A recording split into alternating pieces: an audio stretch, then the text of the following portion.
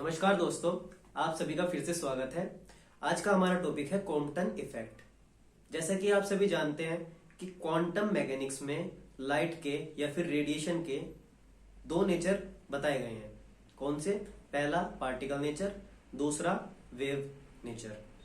तो quantum effect में हमें यही पढ़ना है, या फिर कह सकते हैं क्वांटम इफेक्ट यही प्रूव करता है कि जो हमारी लाइट है या फिर रेडिएशन है उसका पार्टिकल नेचर है। हमें क्या प्रूफ करना है इसमें क्वांटम इफेक्ट में? अभी अपनी डेरिवेशन से हमें ये प्रूफ करना है कि क्वांटम इफेक्ट में जो लाइट या फिर रेडिएशन का नेचर है वो कैसा है? Particle nature. आइए समझते हैं डायग्राम की मदद से। 1923 में एच क्वांटम साहब ने क्या किया? एक एक्सरे का फोटोन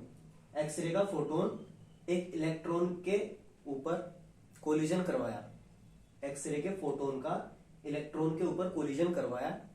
अब कोलिजन होने के बाद, जैसे कंचे के ऊपर कंचा फेंक के मारेंगे, तो कोलिजन होने के बाद अलग अलग डायरेक्शन में दोनों चीज जाएगी, पहला कंचा दूसरा कंचा। ऐसे ही इसमें कोलिजन होने के बाद जो फोटोन था, एक्सरे का जो फोटोन था, उसकी डायरेक्शन ये और इलेक्ट्रॉन की जो डायरेक्शन ये, इस तरीके से आगे मोशन में आया। ठीक। अब जो क्वांटम इफेक्ट है उसमें मेनली ये नोटिस किया उन्होंने, क्वांटम सर ने, कि इलेक्ट्रॉन से कोलिजन होने से पहले जो फोटोन, कौन सा? एक्सरे का फोटोन, ये जो एक्सरे का फोटोन है, कोलिजन होने से पहले इसका जो मोमेंटम था, इसकी जो वेवलेंथ थी वो कोलिजन होने के बाद की वेवलेंथ से छोटी थी। क्या? जो ये इसकी वेवलेंथ है ये इस वाली वेवलेंथ के आगे छोटी थी। ठीक। इसका मतलब ये है कि वेवलेंथ छोटी तो एनर्जी ज्यादा, वेवलेंथ ज्यादा तो एनर्जी कम। इसका मतलब ये कि इससे पहले वाली जो एनर्जी थी, फोटोन की जो एनर्जी थी वो ज्यादा थी, और कोलिजन होने के बाद जो फोटोन की एनर्जी है वो कम हो गई। ठीक। अब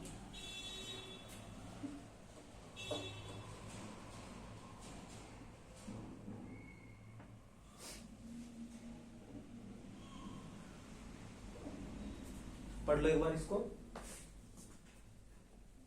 according to quantum mechanics, light और radiation have particle character. Quantum mechanics के अकॉर्डिंग लाइट या फिर रेडिएशन, उनके डुअल नेचर है, और डुअल नेचर में से एक पार्टिकल कैरेक्टर भी है। ठीक।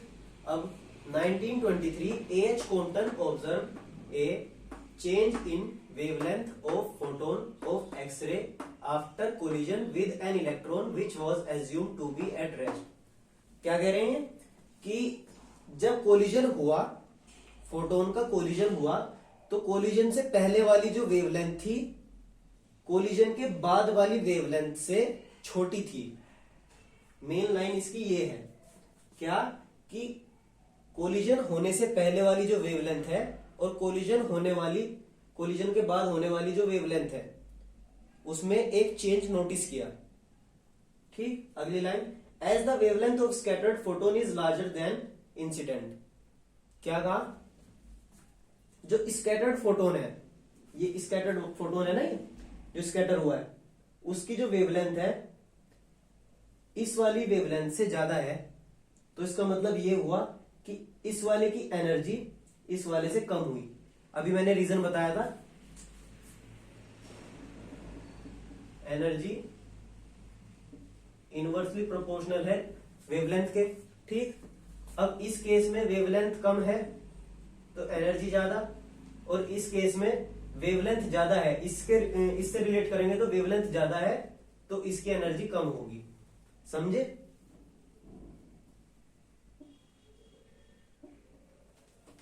अब this as the photon wavelength of scattered photon is larger than incident, photon, therefore the energy of scattered photon is less than the energy of incident photon।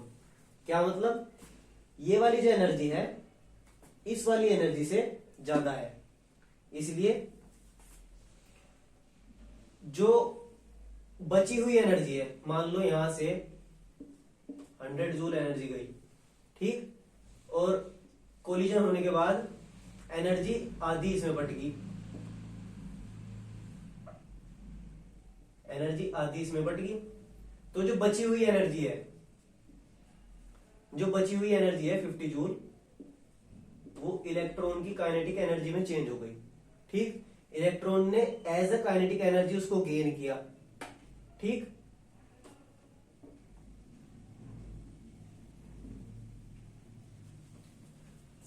This loss of energy is gain in kinetic energy of electron, that is के। के क्या है, kinetic energy. Kinetic energy कितनी है, H nu minus h nu dash. ये वाली collision होने से पहले जो एनर्जी थी एच न्यू, ठीक। कोलिजन होने के बाद जो एनर्जी है H nu dash, new dash जो कोलिजन होने के बाद वाली फ्रीक्वेंसी है, ठीक है।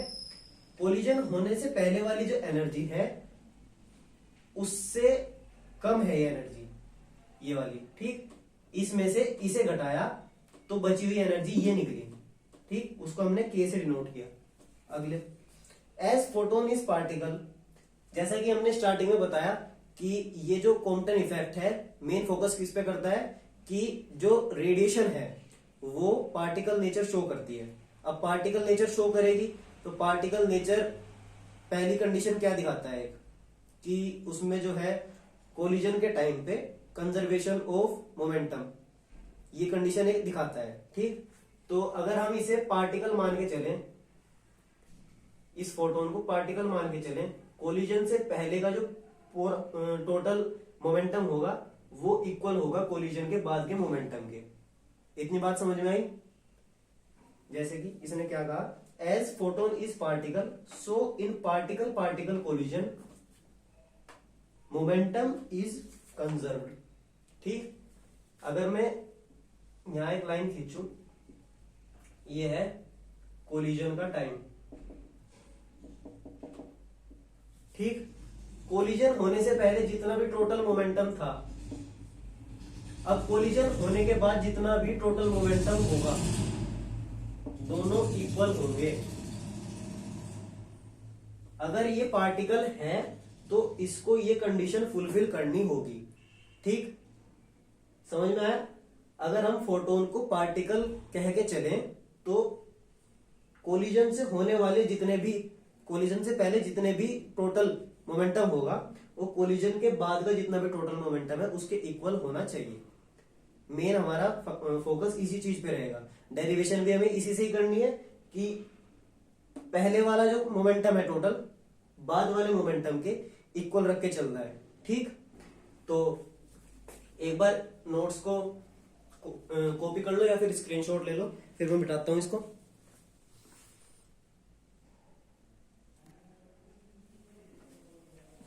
देखो दोस्तों, अभी डायग्राम को मैं लेवल कर दूं थोड़ा सा आपकी सहूलियत के लिए।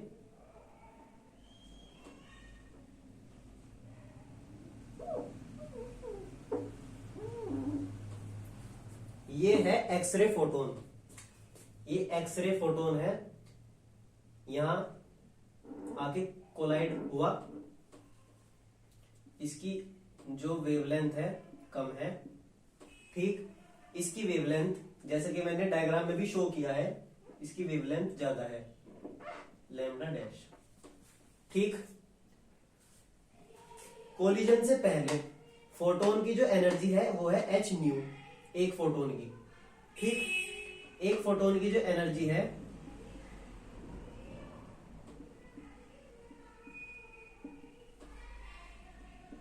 एच न्यू, और एक फोटोन का मोमेंटम, एक फोटोन का मोमेंटम क्या है, एच न्यू अपॉन सी, ठीक। अब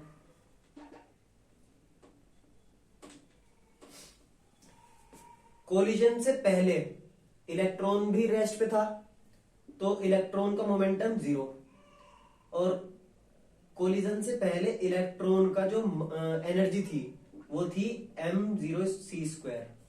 ठीक, अब कोलिजन के बाद क्या हुआ, फोटोन गया इस डायरेक्शन में, इलेक्ट्रॉन गया इस डायरेक्शन में।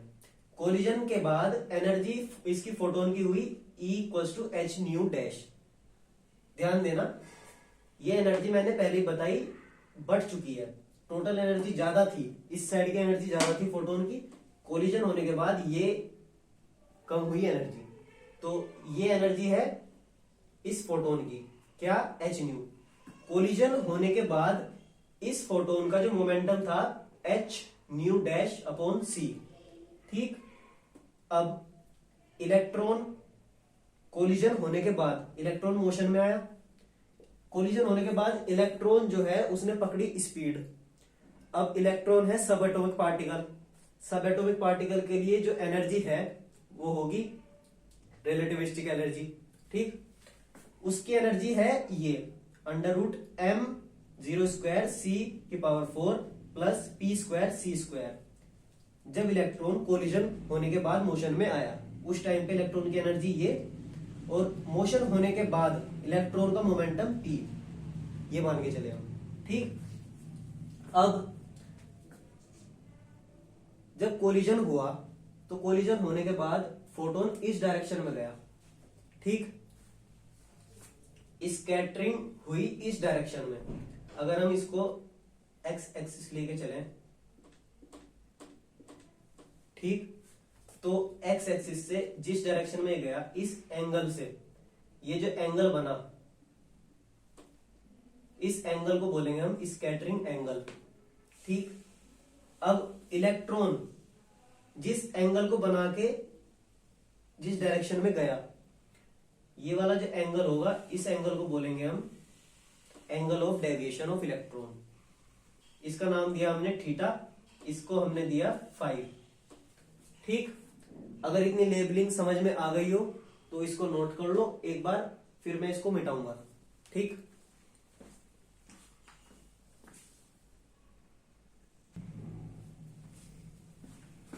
तो दोस्तों मैंने ये बनाया है फिलहाल वेक्टर डायग्राम। जो पीछे हमने डायग्राम पढ़ा था उसके अकॉर्डिंग मैंने बनाया एक वेक्टर डायग्राम। इससे हमें जो डेरिवेशन है उसको करने में आसानी होगी थोड़ी। ठीक, इस डायरेक्शन में फोटोन का मोमेंटम, ठीक है, इस डायरेक्शन में इलेक्ट्रॉन का मोमेंटम।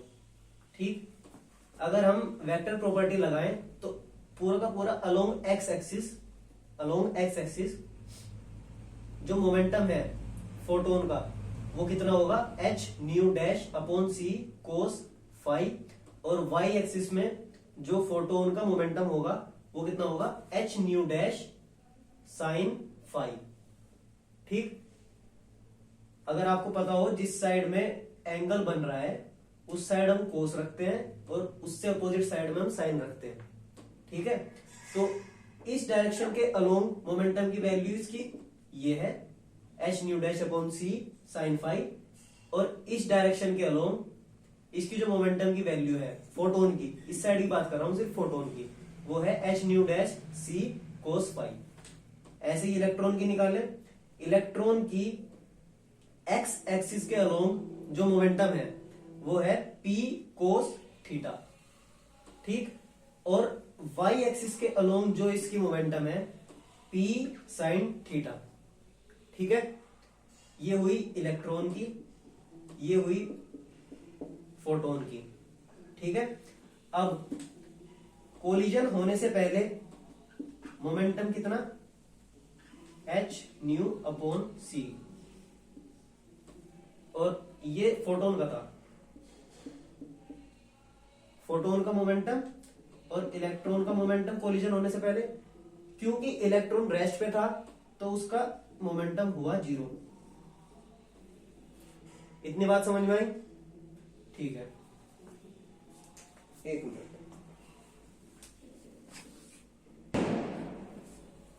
जैसे कि मैंने बताया था आपको कि जो काइनेटिक एनर्जी होगी यहां पे इलेक्ट्रॉन की काइनेटिक एनर्जी, जो काइनेटिक एनर्जी होगी वो कितनी होगी, एक मिनट रुको।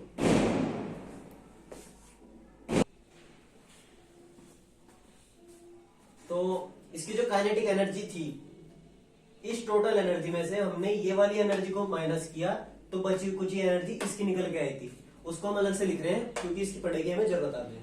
ठीक, अब शुरुआत कैसे करेंगे? जो एक्स एक्सिस के अलोंग टोटल मोमेंटम है उसको ऐड करते हैं, h nu upon c plus 0 equals to h nu, ये वाला फोटोन का मोमेंटम प्लस इलेक्ट्रॉन का जो मोमेंटम था वो था 0 कोलिजन से पहले। ठीक, इन दोनों का सम, क्योंकि ये पार्टिकल मान के चल रहे हैं हम, तो इन दोनों का सम इक्वल होगा आरएचएस के, आरएचएस में जो टोटल मोमेंटम होगा उसके। ठीक, तो हमने इक्वल रखा, इस साइड का टोटल, इस साइड क्या है H nu dash C cos five और पी कोस थीटा। ठीक, H nu dash upon C cos five plus P cos theta. ठीक है, अब इसमें दोनों साइड सी से मल्टीप्लाई करते हैं, सी से मल्टीप्लाई सी से मल्टीप्लाई। ठीक, और यहां भी सी से मल्टीप्लाई,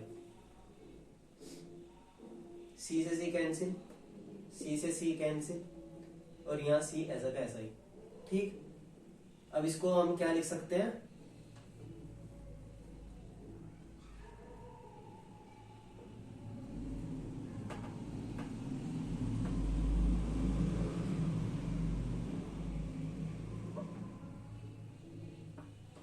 पीसी कोस थीटा।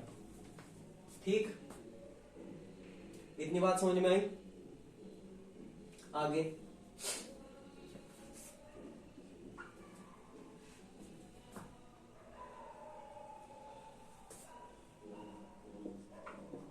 इसको इधर ले आओ, एच न्यू माइनस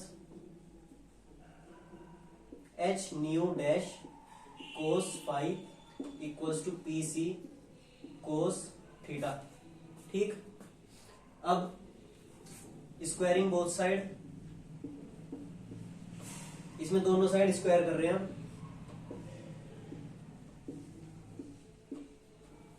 ठीक,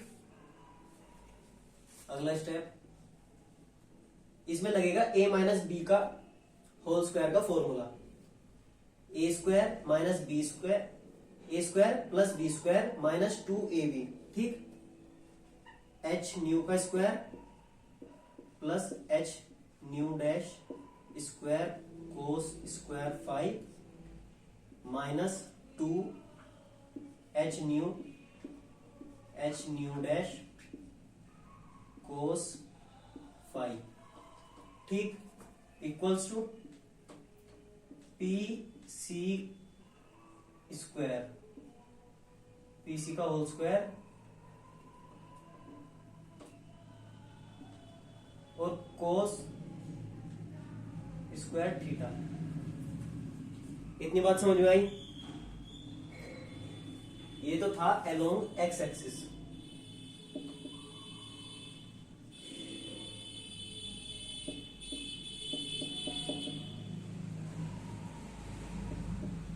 ठीक, अब अलोंग वाई एक्सिस,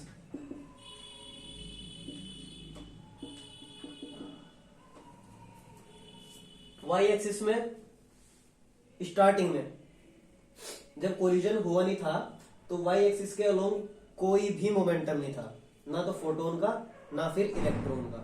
ठीक, तो स्टार्टिंग में तो दोनों के दोनों जीरो थे, इक्वल्स टू, अब ये है वाई एक्सिस की पॉजिटिव साइड। ठीक, और ये है वाई एक्सिस की नेगेटिव साइड, तो ये जो मोमेंटम होगा वो होगा नेगेटिव, ये जो मोमेंटम होगा वो होगा पॉजिटिव। ठीक है, ऐड करना है इनको, h nu dash sine 5 upon c plus minus का पी साइन थीटा। ठीक है, इतनी बात समझ में आई। अब इसको उठा के इस साइड ले आओ, या फिर इसको उठा के इस साइड ले आओ, माइनस का एच न्यू डैश, और दोनों साइड में सी की मल्टीप्लाई भी कर दिया मैंने, ठीक है, पहले से पहले ही। H nu dash on C into C sine five equals to minus P C sine theta, ठीक है। माइनस से माइनस गया, सी से सी गया, ठीक।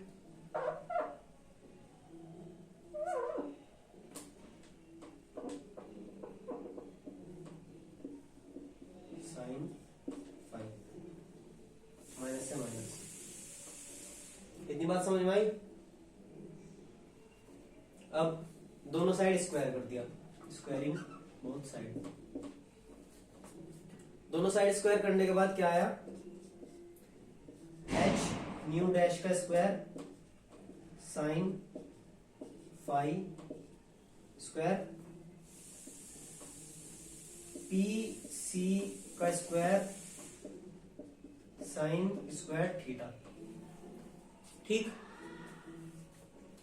ये क्या था, इसको हमने सेकंड इक्वेशन माना, इसको हमने थर्ड इक्वेशन माना। अब ध्यान से देखो, ये तो है अलोंग एक्स एक्सिस, ये है अलोंग वाई एक्सिस। अब हमें चाहिए टोटल, तो हम एक्स एक्सिस और वाई एक्सिस दोनों को ऐड करेंगे, यानी कि हम करेंगे सेकेंड इक्वेशन और थर्ड इक्वेशन को add, adding second and third equation, ठीक। तो अगर आरएचएस देखे दोनों की, इस साइड है पी सी स्क्वायर कोस स्क्वायर थीटा, और इस साइड है पी सी स्क्वायर साइन स्क्वायर थीटा।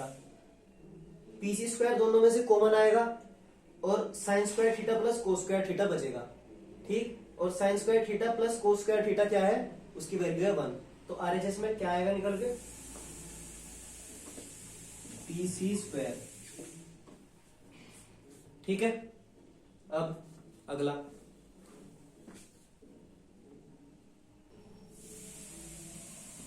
अगला है एच न्यू स्क्वायर प्लस